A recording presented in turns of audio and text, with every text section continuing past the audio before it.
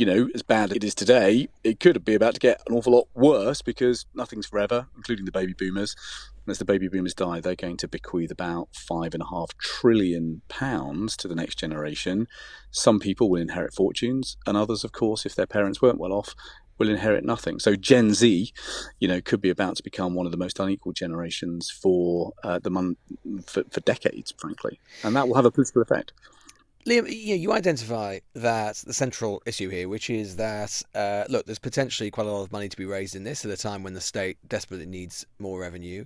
We've loaded more and more of the burden of taxation onto income, which is having all sorts of economic effects and distributional effects and intergenerational effects. And yet, it's nowhere, this idea of wealth taxation in our politics. I mean, Rishi Sunak has definitively ruled it out. In fact, they are talking about potentially reducing one of the only wealth taxes we have, which is inheritance tax.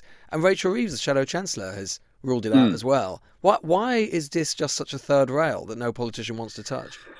Well, I think no politician, quite rightly, wants to appear anti-wealth.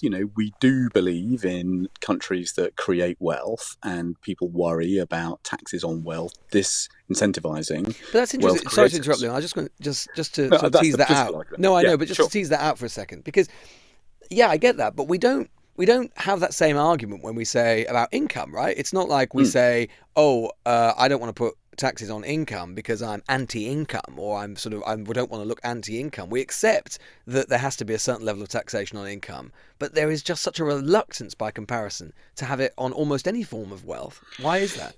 Yeah, and you could push that point a little bit further, actually, because 40% of income from capital in this country goes to the richest 10%. So, income that is generated by wealth is actually enjoyed by a very, very small fraction of people, and that is exacerbating wealth inequality in this country. The Newsagents. This is a Global Player original podcast.